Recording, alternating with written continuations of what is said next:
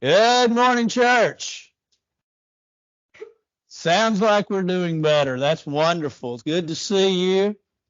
I hope that you are improving. Some of you say you have coughs. That's all right. Just cough. It'll be all right. We're glad that you're out. Glad to see you. Glad to see everyone this morning. Hope that you do well. Hope that you have your bread and milk, because if you don't, it's too late. Just kidding. But they say it's going to snow. So you know what that means in this part of the world. Hope that you stay safe above all things. Last Sunday morning, I meant to mention what I was going to preach on today, but I did last Sunday night.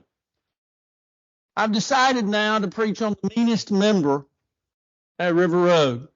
Now, I'll just tell you, when I announced that Sunday night, there were some that questioned me.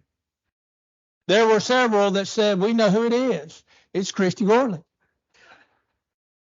I didn't say it, Christy. Some of them said it. You might want to check them at the door as they go out. Jerry Barber heard it last Sunday night, and he decided he'd come back this morning to make sure it wasn't him. We're glad to have him and our visitors with us this morning. The reality of it is, our meanest member is ultimately our tongue. Court jester once was told by a king, he said, I want you to find the meanest thing that you can find in my kingdom. And the jester thought for a while, and he brought back a tongue, and he presented it to the king. He says, this is the meanest thing that we have in our kingdom. And the king said, fine. He said, now I want you to find the nicest thing in our kingdom. And so the jester thought. He came back at the appointed and approved time. And the king says, what have you found that's the nicest thing in our kingdom? And he presented him the tongue. This week, I want us to look at the meanest member from the standpoint of some things that you and I need to refrain from with regards to our tongue. And next Sunday, Lord willing, we're going to look at the positive side of what we can do with our tongue. There were some old boys that had a little break in college, and so they were out in Utah. They went out to Utah and went up on a cliff. And as they got up to the top or near the top, they noticed this old boulder that just several tons, and it just seemed like it just needed a little push to be pushed off the edge. And so they did. They laughed, they cheered as it rolled down the hill, and then they began to realize what they had done. And on their descent the next day, after they had camped and had enjoyed the night, they noticed the trees that were broken, the rut that was caused by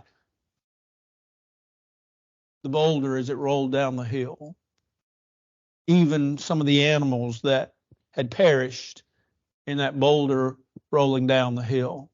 They realized the destruction that they themselves had caused by what seemingly, first of all, was fun, and secondly, just didn't need that much effort. Dear friends, that's the way it is with our tongue. Our tongue virtually becomes the meanest member of our congregation, not just yours, not just the individual that's sitting down the pew from you or sitting across the building from you. Not just you, not just your elders, not just your preacher, but all of us. We have to be careful with our tongue. The Bible talks about there are good things that you can do with your tongue, and I hope that you know that. Come back next week, please do. But there's also some bad things that we need to avoid, some things that don't need to be part of our life. We need to be individuals that control our tongue, because when you stop and think about Christianity in many ways is self-control. Living the life God would have us to live, to control. And that means part of the tongue. That means the tongue. Even though the tongue is a little member, yes, James was right, it boasts great things. The tongue, as the old sign goes, and you don't see them much anymore, but you used to see them on the roadside, slippery when wet, stays wet, and is very slippery and can cause much trouble. Well, what are some of the things that the tongue can do that the Bible says stay away from? Well, first of all, there's gossip. What is gossip? Gossip is the idea of telling news or telling something on someone that may not be true, usually isn't. Gossip is the idea of taking a story and sensationalizing it to the point of this is what you need to hear. And the times that we tell those stories, guess what? Those stories have come from somewhere else. They've come from somebody else. They've come from, oh, I heard. That's usually the source. They're not based in fact. They're based in supposition. Oh, yeah, well, could have been true. Could have been. Geshem arose with gossip in Nehemiah, the 6th chapter, beginning in verse 6 through 8. You see, he wanted to spread a little gossip about Nehemiah and why he was rebuilding the walls. And he's rebuilding the walls around Jerusalem because he wants to be ruler. And Nehemiah says, I don't know what you're talking about. That's not my reason. That's not my purpose. And so many times folks tell stories. And a lot of times folks tell stories that are gossip and they think it's the truth. After all, my friend that told me on the telephone the other day would not make it up. Well, where did they get it?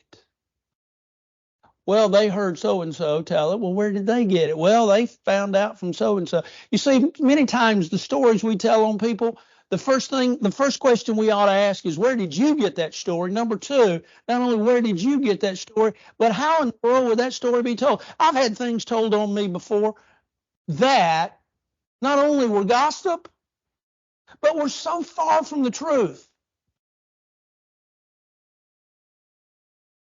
But not only far from the truth, but my wife and I would not have let those things out. Matthew 18, verse 15 says that if your brother sins against you, you go to him, you tell him his fault. Solomon said that where there's no wood, fire goes out. See, we often keep stoking a story and keep telling a story. And it becomes bigger and bigger and bigger and bigger. You might have heard the story of a man once. This individual came to him and said, hey, he said, congratulations. He said, what? He said, I hear that you went out to Texas and struck it rich. You hit an oil well and you are a millionaire. Congratulations. And the man looked at him and said, well, thank you. But he said, the story's wrong. Oh, really? He said, yes. He said, first of all, you need to know that it wasn't me, but it was my brother-in-law, number one. Secondly, you need to know that he didn't go out to Texas, he went out to Kansas. Thirdly, you need to know that it wasn't oil, but it was gas. And fourthly, you need to know that he didn't become a millionaire, but he lost several $100,000. Story was completely wrong. Gossip is that way. Gossip tends to tell the story that's not true, but the story that's made up, but it's the story that sounds good.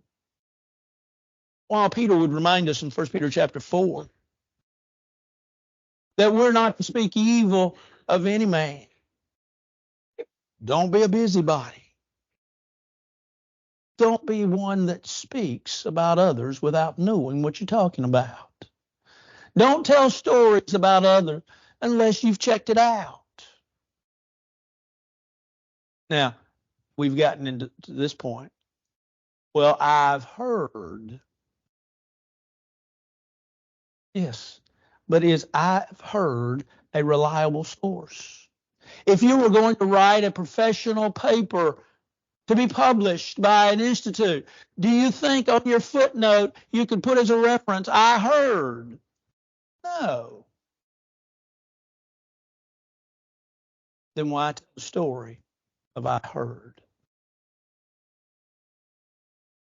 We need to remember that the tongue is to be used for that which is good. And while there's life and death in the power of the tongue, Proverbs 18, we need to be mindful that the individual that guards his lips, that individual, Solomon said once again in Proverbs chapter 13, he who guards his lips is wise.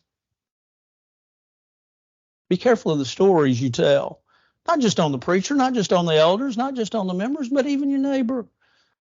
Be careful of the stories that you even tell on your neighbor's dog. Be sure that you check the door of your mouth when you begin to tell a story, that it's not gossip.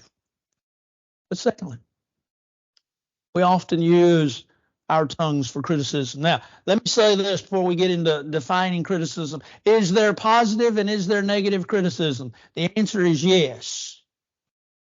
What's the difference? A lot of it is how you tell them. But criticism is the idea, if you want to define it, I think the best definition I came across is this. Criticism is telling someone how to do something that you cannot do. That's a pretty good definition. Criticism is the idea, well, yeah, you did that, but, or I don't like the way you did such and such. Criticism is the idea of going to straighten somebody out because they did something that, in your opinion, was wrong. Now, first of all, you have to ask yourself, is it really that bad what they've done? Second of all, you have to ask yourself, if I'm going to tell them this in order to straighten them out, how do I need to tell them? Well, Jesus went into the temple and he turned over the money changers, and man, he had a big row there. Yes, but that was the Lord's house. This is just a story. This is just something that they did. How did Jesus approach the woman? With love and compassion, with mercy and grace. When we began to tell others, when we began to show others, especially as we'll talk about later on this year, as we begin to show folks the truth, we have to talk to folks with love and compassion. You see, we need to be individuals that need to think about what Jesus said in Matthew chapter 7, verse 3. He says, why do you consider the splinter that's within your brother's eye, and you don't consider the plank that's within your own eye? You know, the old King James had beam and mote, and we always had to explain the difference. The New King James talks about a splinter and a plank. Boy, I understand that, don't you? Now, a splinter can hurt, and a splinter can be bothersome, and a splinter can, if not treated, can be infected. That's right. But it's little. And that's the point that Jesus is making in Matthew chapter 7. Remember, he begins this way, judge not that you be not judged, for with what judgment you judge, you shall be judged. With what measure you meet, it should be measured to you. In other words, be careful.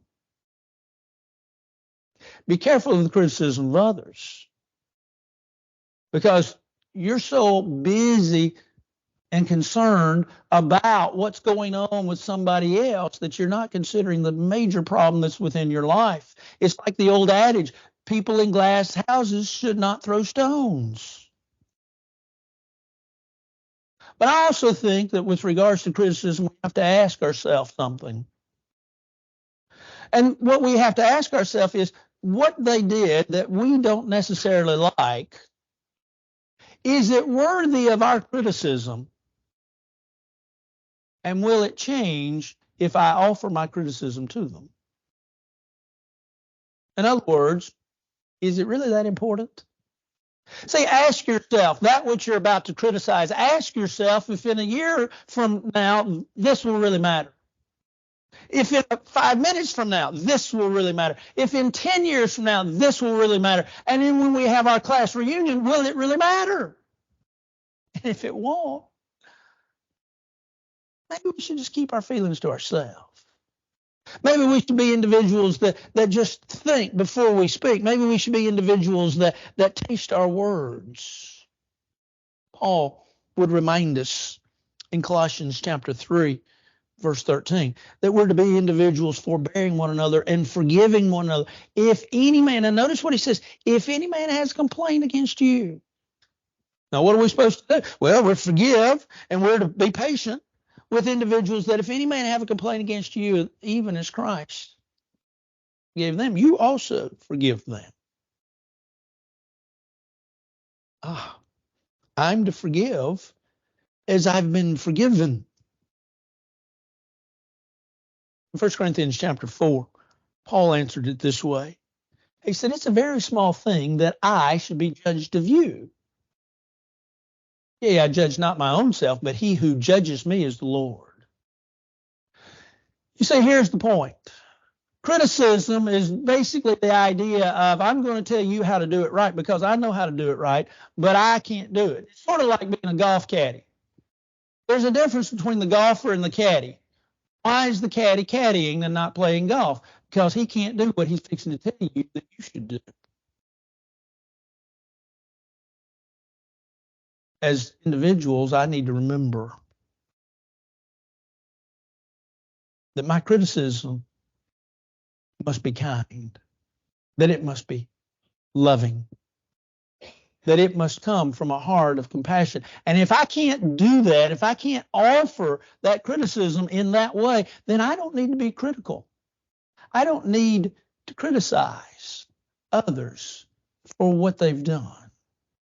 I don't need to be an individual that sits and talks. And I think criticism has gotten a new, if you will, new degree of toughness and roughness about it within the last few years. Because we have found the ability to sit at home with our computers and to sit behind that screen in our own room where no one, even if they say anything to us back, we can turn it off. We can sit and we can type and we can tell them what we think. I get several things on my phone, but one of them is headlines. And in one of the topics under the headlines is kind of what's going on today, just sort of in general. And invariably there's a story about some folks, Ginger Z, who is a weather forecaster for Good Morning America. Don't watch the show, but nevertheless, there'll be folks, it seems like every day, that she responded to folks that didn't like the way she dressed.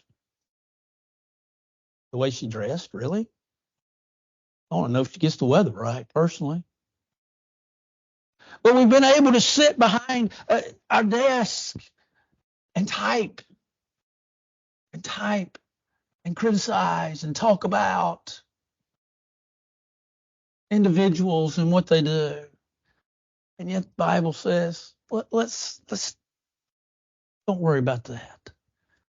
Rebecca Moreno is 13th in the world in tennis playing. Now, you may not know a lot about tennis, and I watch it a couple of times, usually during the Wimbledon and sometimes during the U.S. Open. That's about it. Took a class in college.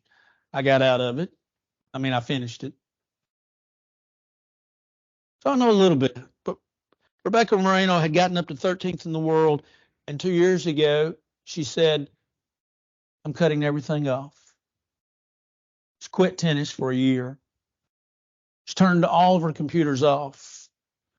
She said the criticism was getting to her and was unsafe for her mental health. Now, folks, you say, oh, but you're mentioning people that are famous, people that are in the world, people that are well known, people that have gone out and sort of left themselves out there, but we're all criticized by others. You see, there'll be somebody that'll leave this morning and say your sermon was too short. That ain't gonna happen, but y'all don't worry about that one. But there'll be somebody that'll go out. It's too long. Had too many scriptures, didn't have enough. Had too many stories, didn't have enough. Now, you might say, well, I'm not going to tell the preacher that. Yes, but you are going to have roasted preacher today somewhere along the line. I assure you. It comes with the territory. Elders you're going to roast the elders if you can. You're going to roast the song leader. Steve, love you to death, brother, but you understand. Well, not at your house. Amelia's not going to roast you, Steve.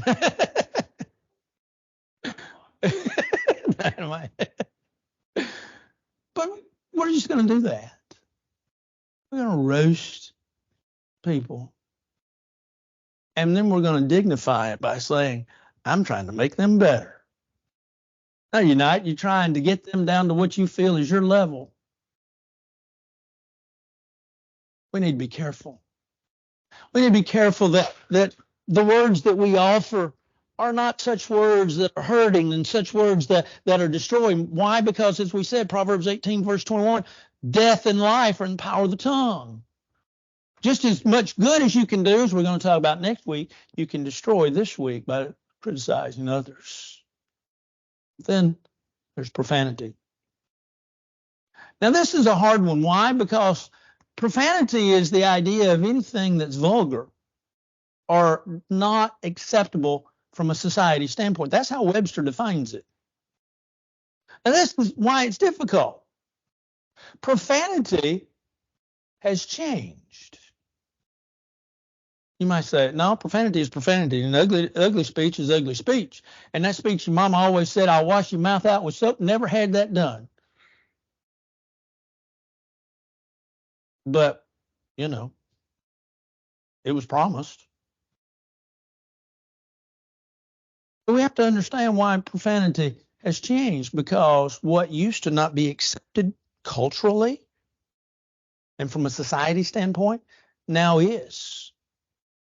Do you remember? We'll not say the word. Do you remember when Gone with the Wind came out? You say, no, preacher, I'm not that old. But do you remember, you've seen the movie Gone with the Wind? It had one word in it, right? Society thought, man, terrible. You can't watch TV 5 minutes without hearing that word. You might say, well, preacher, I don't know what you were watching. I'm watching sports. Just stay away from it.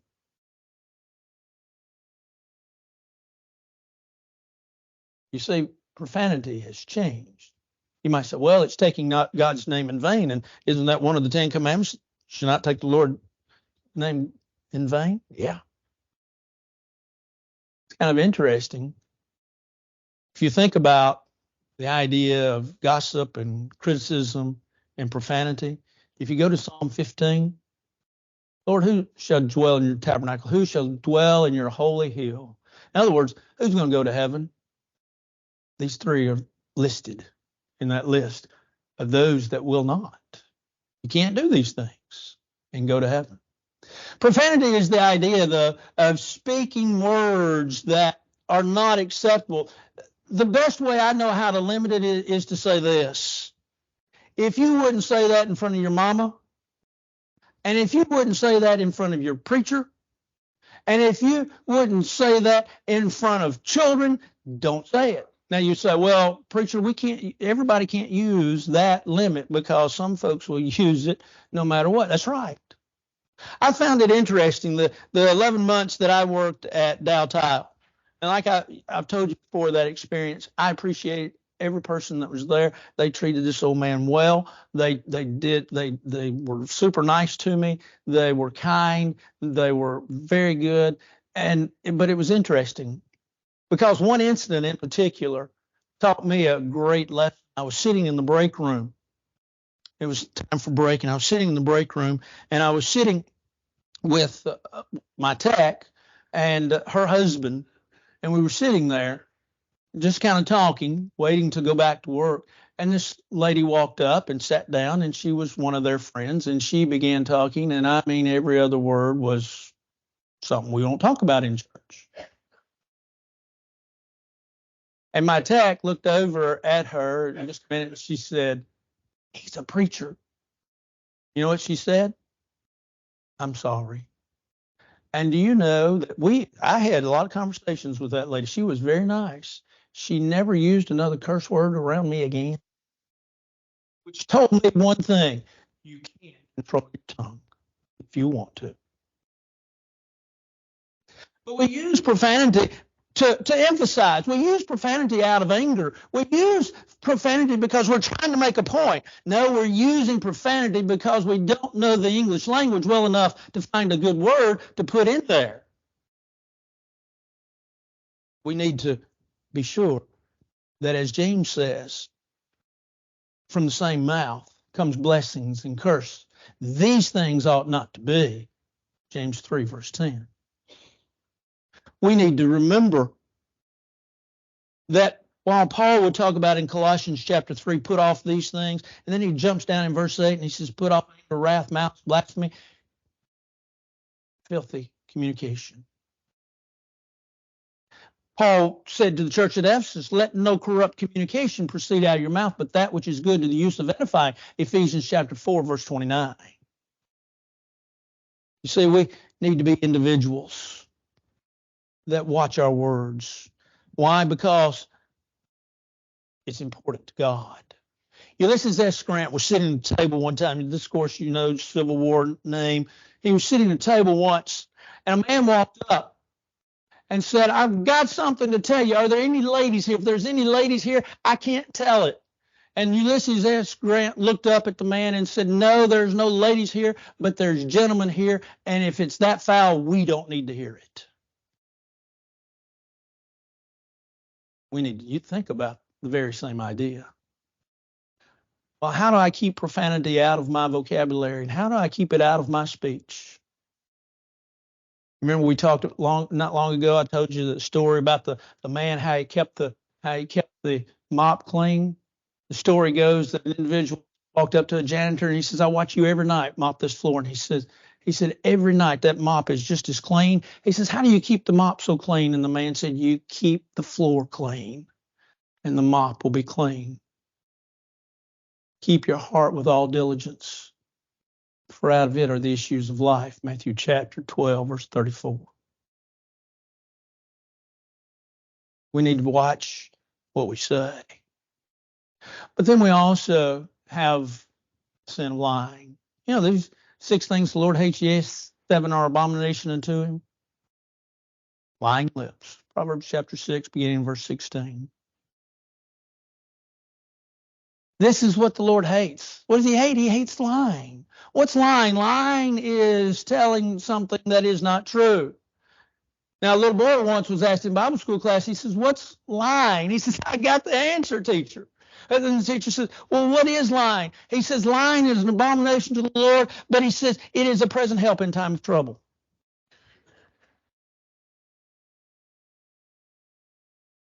It's still what the Lord hates.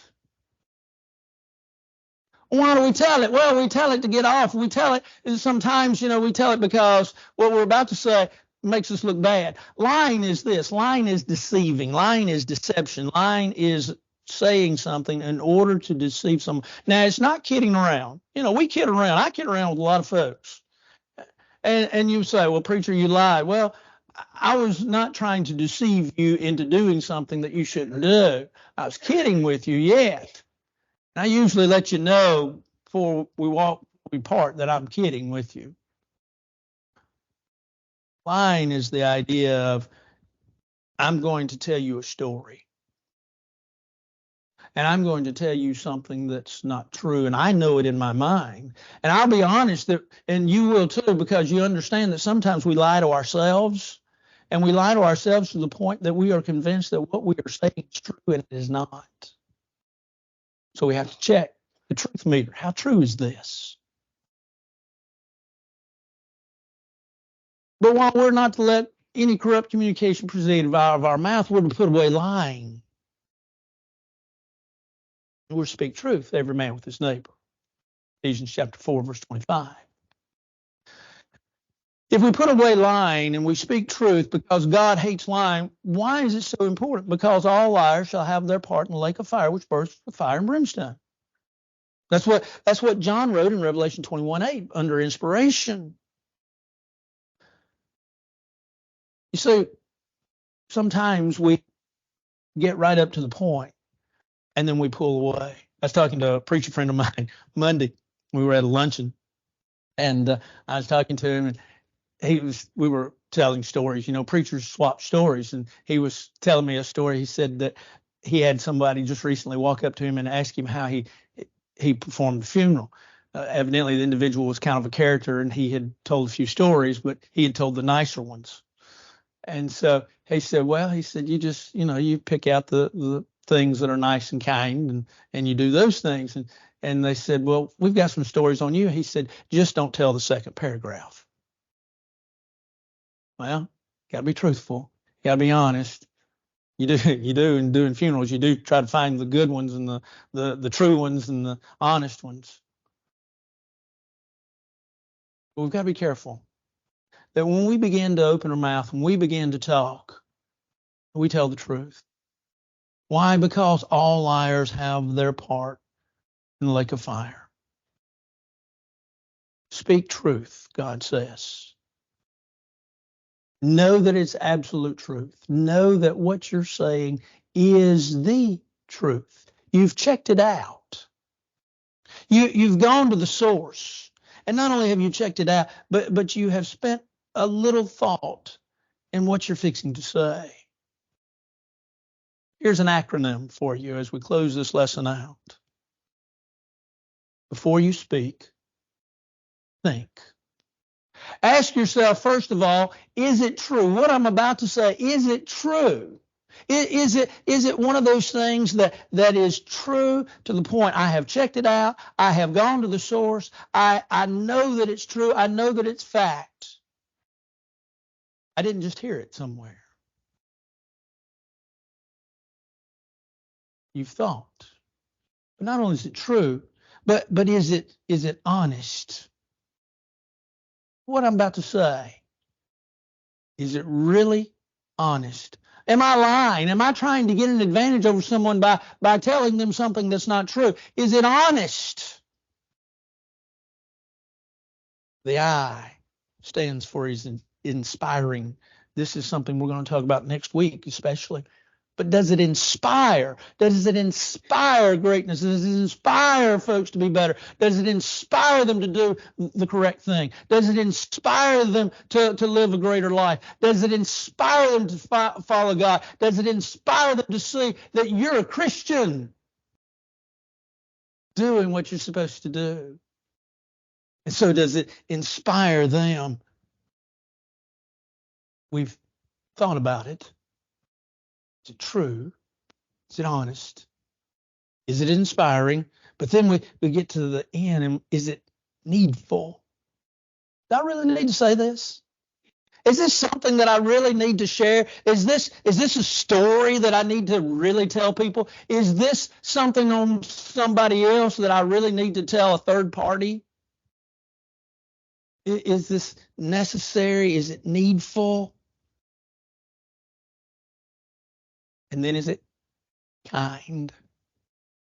Is what I'm about to say loving? Is it kind? Kind to them and kind about them? Is it that really that speech that the Lord would have? A speech of kindness, a speech of concern and compassion? Is it true? Is it honest? Is it inspiring? Is it necessary? Is it kind? I need to think before I speak. I need to consider before I say anything. In Proverbs chapter 19, Psalms chapter 19, verse 14, that the words of my mouth and the meditation of my heart acceptable to you, O Lord. Our speech needs to be such that every day, in every way, it is acceptable to the Lord. This morning, you might say, oh man, preacher, he stomped on my toes. Yeah, mine too. Mine too. Come back next week. I'm going to inspire you. I'm going to lift you up. I've kicked you down today. I'm going to lift you up next week. As we talk about how to use our tongue for good. But let us always, before we open our mouths, let us always think before we offer our words. This morning, if you're not a New Testament child of God, or you're an individual that needs to rededicate your life, won't you answer the Lord's invitation All together we stand and sing.